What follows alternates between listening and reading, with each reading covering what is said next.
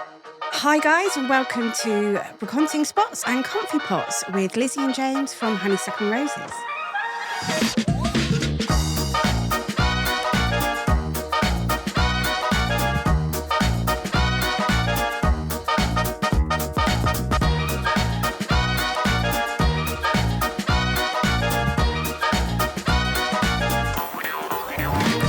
So we're here in our dining room / second downstairs room. It's all a bit bizarre, isn't it? It's very strange. How weird is this? There's Our first podcast episode. feels like we've got Blackpool illuminations around us. It really does. There's microphones and computers, lighting, cameras, all very scary, all a bit grown up, really. Yeah. So, Yeah. And I just want to put this out there. Let's share our mugs, James. Okay, let's do that first. So maybe you'll get something about who we are from this. So mine is a lovely bee mug. James's is a football mug. That's where our choices are. You know, it takes all sorts, doesn't it? It really does. It really does. So, we'd like to thank you for tuning in. And in this episode, we are going to tell you how Honeysuckle and Roses started, the genesis of that. So, Lizzie, do you want to take it away and kind of how did it all begin? Yeah, so I would say back in 2012. The Olympic year. The year of the Olympics. What an amazing summer that was. It was just incredible. So James and I had been through a round of IVF. Yeah. That was a tough thing to go through, but we were absolutely on cloud 9 to find out that we were pregnant and expecting twins. We were riding that cloud for 3 months. You'd had various scans because you were working as a nurse at the time. I my background is nursing, and I worked in a private hospital, and they really looked after me there. I was able to have various scans to check that everything was okay. Looking back on it, the last scan I had, I should have read the signs. We went for our official 12-week scan, and unfortunately, they shared the news that there were no heartbeats. Yeah. And that was devastating. A really big blow to both of us. We had been trying for kids for a long time. Yeah, we'd been married 7 years by then. But it was one of the main pivotal points for us. Very shortly afterwards, I came out of nursing, and I spent some time trying to work out what I wanted to do. And I did a little bit of painted furniture. We used to go to auctions. We used to buy bits of furniture, didn't we? And bring them home, and I'd paint them and sell them on Facebook. I had a little Facebook page back then.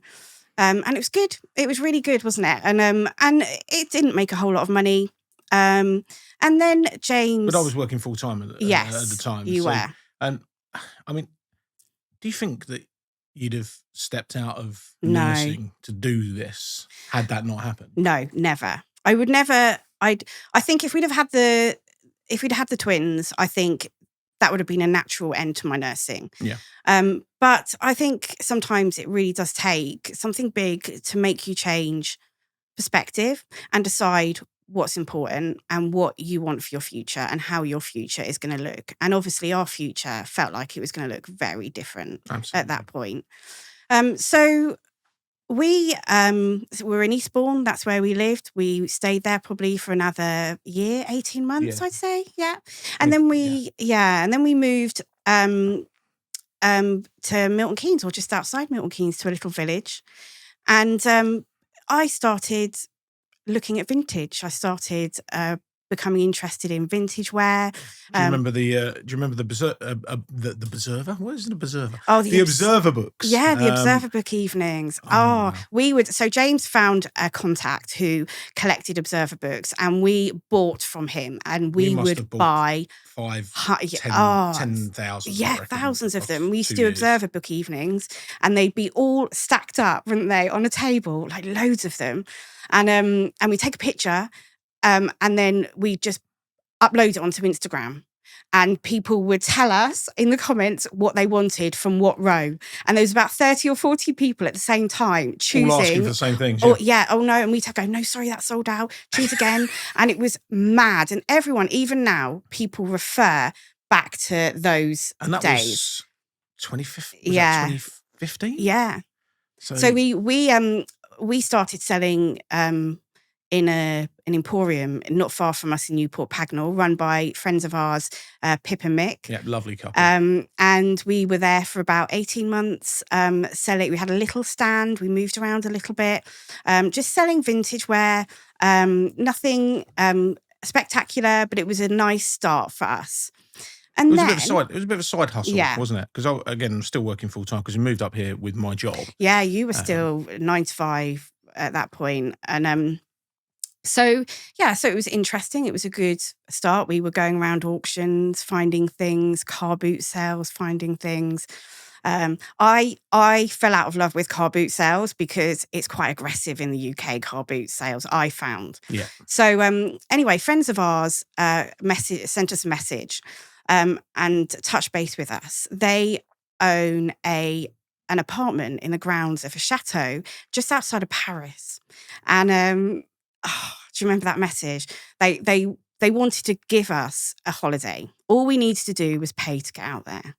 They would like to gift us. I do remember it when we received it. I think you just burst into tears. Yeah, because it was just a random act of kindness. We'd been through. It had been tough, and we were still reeling. I think even then from what happened with miscarriage and trying to find our footing. What money was tight. What should we do? And we were just so excited. So the next year, in May, the following year, so was that 2016? 2015. Yeah, so they contacted us, I think, just before Christmas 2014. Yeah, we went and out just after we moved up 2015. here, and then we went out in May 2015. And so we packed up our little Honda CRV. That's all we had at the time, just the Honda, and drove over to France. We caught the ferry. Why did we choose a ferry? Because it's honestly, I think the answer has got to be money. Yeah. Because it was the cheapest. Every penny counted at that point, didn't it? It was really, it was quite tough. I think for those who don't know, I grew up in East London, living in a council house with brother and sister, mum and dad, and we weren't particularly well off. So, there's always that thing of you want to get everything for the best price that you possibly can.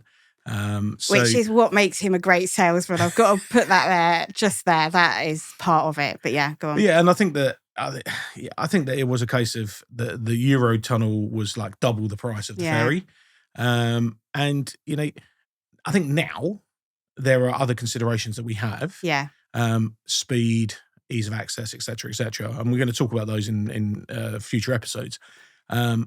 But yeah, it was great. Got the ferry, return ferry. I don't know how much it cost. I don't know, 80, 90 quid at the time.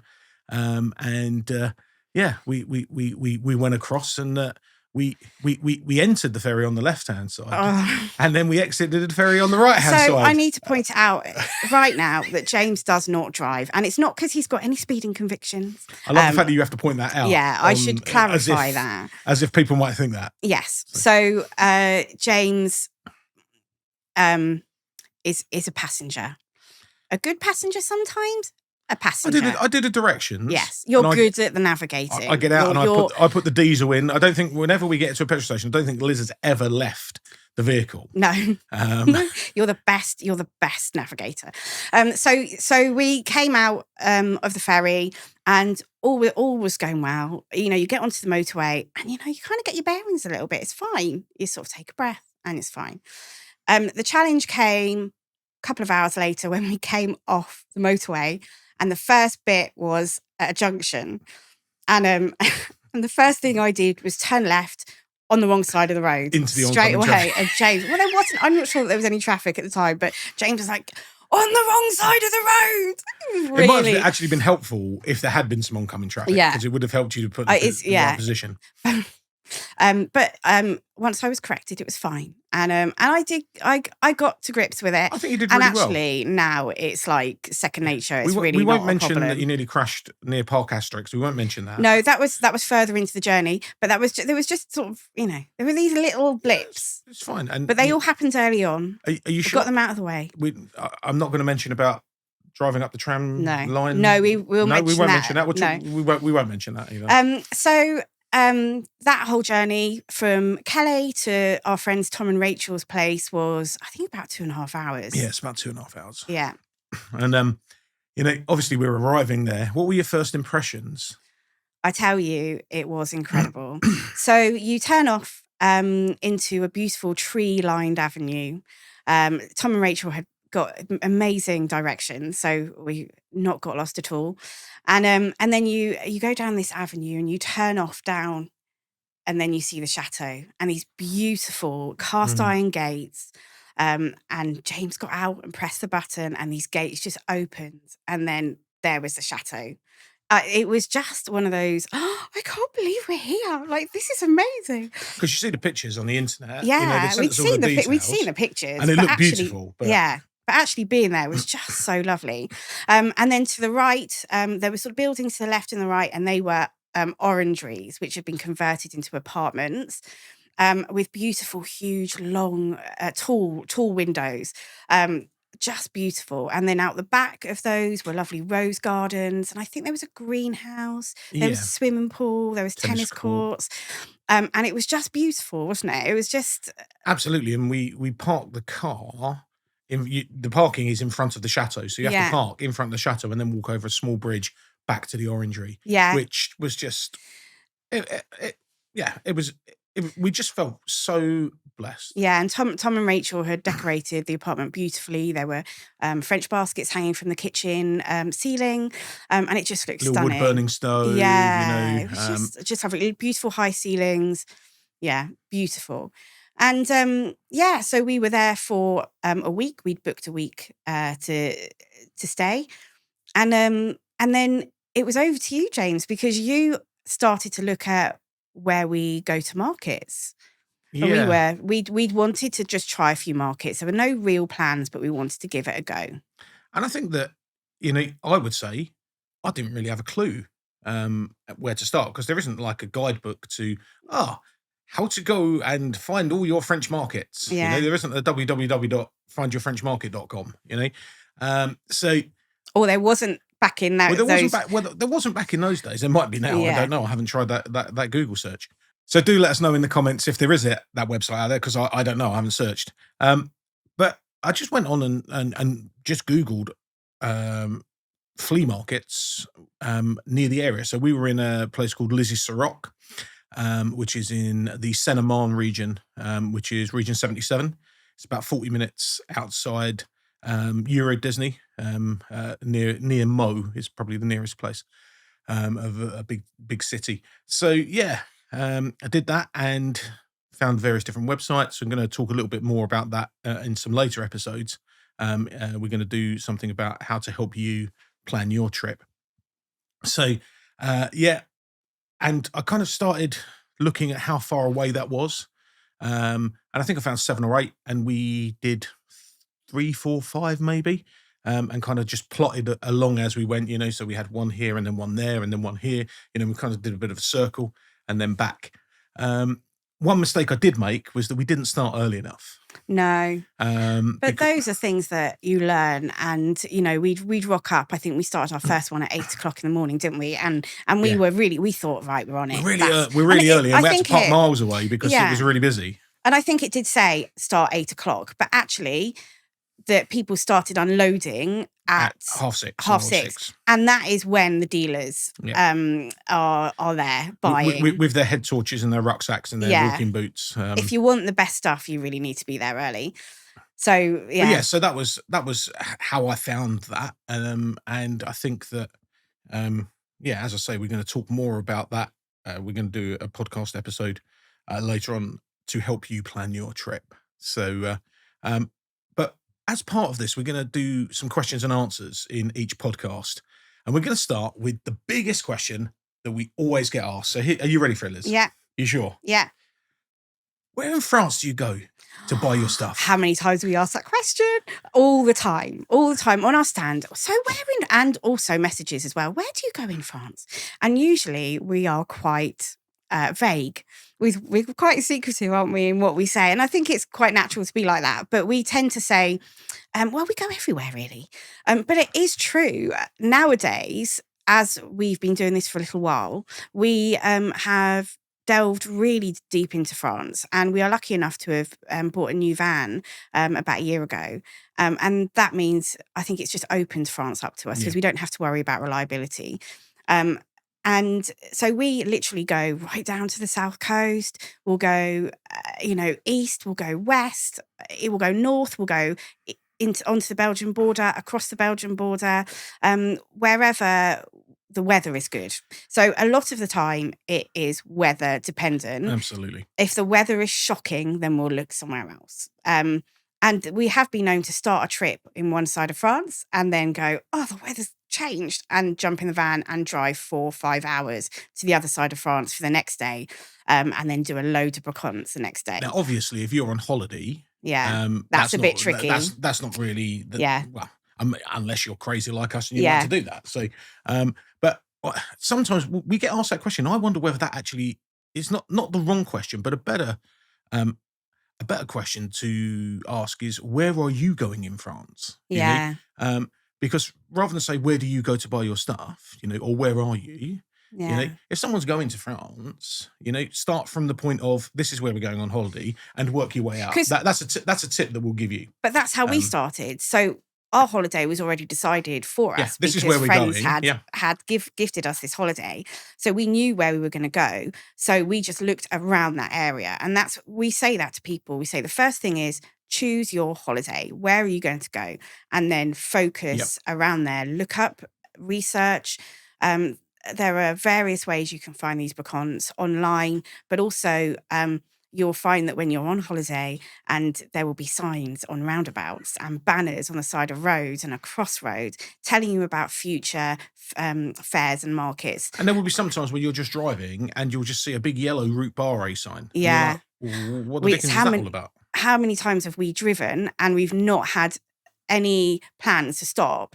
And yet we've seen a route barre, and then we've looked down and there's all these gazebos and people selling, and we've just right, find a parking space, stop. And actually they're not on any of the internet sites that we've searched. Do you remember that time? Do you remember that time when there was that market, and in the field there was a Shire horse pulling a tarp with kids on the tarp.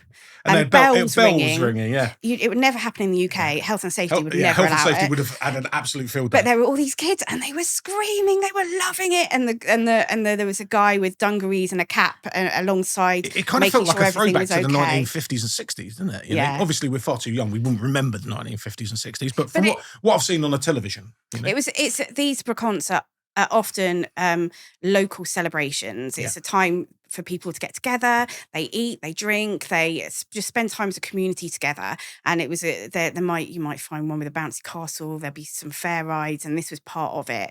And then alongside was a Brocante, and we went round, picked up a few bits, and then carried on with our day. With our planned Brocantes. But that happens. You literally can just stumble across them. Another question that we get asked a lot is, why do you decide to buy what you buy? So James and I are quite different in this approach. James will buy whatever will sell, which is why I'm in charge of buying. We have our roles, don't we, James? So I love to pick up what I love. So if I see something and I love it, I will buy it. There are so many things that have changed in that buying process over the years, but generally that still remains the same. For example, Confit pots. So our title of our new podcast is Brocanting Spots and Confit pots. And I came up with that name because Confit pots are one of my favourite things to buy. We have one here. Let me see if I can pick it up and show you. They come in all different shapes and sizes. You get them really tiny, don't you? Or you can get them absolutely huge. And they were originally used to preserve food. if whenever we see them, we pick them up. We have customers who we, in the past few years, have bought hundreds of them for. Yeah. It's quite amusing when we put them all together outside in the summer, and they're, a couple of hundred of these Confit pots, all piled up. James hates that because I pile them up. I like to pile them up and make them look good. Well, I think it's the fact that I've had to clean them all first. Yeah. Because it's amazing. You don't just go to the Confit pot shop in France and they're all nice and clean and on the shelf. No, they're generally a little bit dirty, aren't they? Absolutely. But yeah, so just on a side note, there will be some of these Confit pots available on our website. We'll leave the link down below for you. But they're great decorative items. They look amazing in people's homes. So good in the home, good for dry flowers, good to plant up like this, a little bit of moss, a few pine cones, a candle, or even for spring bulbs. Just so lovely. So I really enjoy picking those up. Things like that. There's so many things that I will only pick up things I love. I don't see the point in picking things up that don't, to use a phrase that is commonly known, spark joy, that doesn't excite me. Yeah. Yeah. And not everybody will go down that route, but that's a route that you've decided to go down.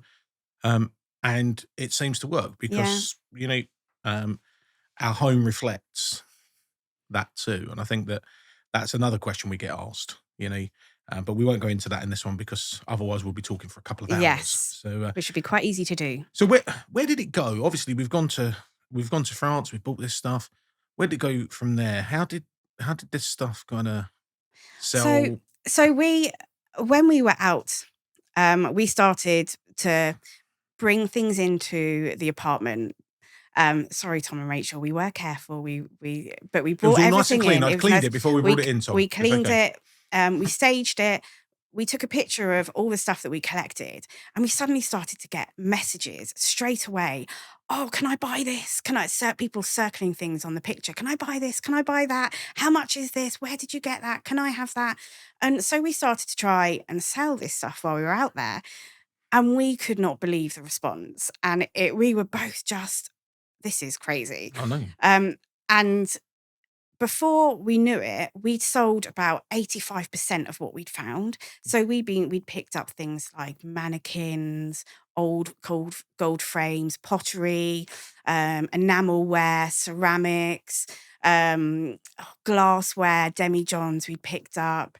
Things that some things I probably wouldn't pick up nowadays, but at the time I was so excited. I think I found a soupière, which was just like that was my star thing. I wanted to find was a soupière. And this stuff just sold, and we were drawing to the end of the holiday. We were due to go back on the Saturday, and we both were like, a bit deflated, weren't we? We were like, I can't believe this is it. So we got in contact with Tom and Rachel and said, can we stay another couple of days? So we stayed, I think it was probably Sunday night until Sunday evening. Yeah, I think we left Monday morning. So we stayed another 2 nights. And we managed to squeeze in a load of Brocantes. Yeah. And we went again. And so we came back with a car full of stuff. It was very full, wasn't it? It was very full because, so we got to Calais, we got to the terminal, we rocked up, and there were police doing rates. Now and again, you get the police doing regular checks, just wanting to see what you're carrying, what's in the car. And we got to the terminal, and the guy goes, can you open your car? So I opened the door, and promptly a painting just dropped out. It was so full. We had like cafe au lait bowls in the glove compartment, didn't we? Because we couldn't fit, and James will never have anything on his lap, so it all has to have a place. So we were absolutely full. The police thought it was hilarious. Thankfully they thought that was funny. But yeah, we got home. It was pretty straightforward, and obviously this was pre-Brexit, so there was no checks. It was all pretty easy. And we got home. James went back to his job, a 9-to-5 job. And then next weekend, we went out again. We were hooked, and that was it. James worked till Friday. Friday evening, I picked him up from work. Saturday morning, it was like 4:00 in the morning. We jumped in the car and we went again. It was just crazy, like, to think about it. When you think about it, and that's how we kept going over summer like that. So James would go to work Monday, 9 o'clock, and then work all week, Friday, finish, weekend, France. And then back to work on Monday morning. And when you look back at something and you go, how did I not get fired? Yeah. Good bosses, James. Good bosses. Monday morning, propped up in the corner with a very large mug of coffee. It's just crazy. But, yeah, I think there were times where I dropped you off at work and you'd sit in the passenger seat and you go, I'm so tired. you were shattered. And Liz will tell you that a tired James is not a happy James. No, definitely not. Definitely not. But we kept going like that, didn't we, for a while? And I think you get the energy from, you enjoy doing what you're doing. Obviously, we were a lot younger then. There was a lot less grey in my hair and my beard. Yeah. And, that was 2015. So, that's 8 years ago when we first started this. And I think, it was so new and exciting. And I think that drove us. And it was a nice side hustle that we had alongside me going to work, paying all the bills. But yeah, we kind of realised we'd created a business. Yeah. It was that was such a buzz, wasn't it? We were just like, wow, from a holiday that was gifted to us, from on the back of something that was so hard and traumatic, and traumatic, to have created this business that was just phenomenal, and was bringing in money. We felt like we were in a better position financially, and it was just exciting. So I think we'll wrap it up there, because we've chatted for a while. We've got so much other stuff we could say. Yeah. But we need to leave some content because we are doing 6 episodes. And I should probably talk to the camera, which is over there, for people watching on YouTube. Obviously, we've said we're gonna do 6 episodes. If you were to see us in Costa, and you'd happily buy us a coffee, we have set up a link to help us with that. And that's buymeacoffee.com/honeysuckle and roses. So yeah, if you would consider giving to that would be amazing. We've had a lot of fun. We hope you have too. And we'll see you in the next one. Take care.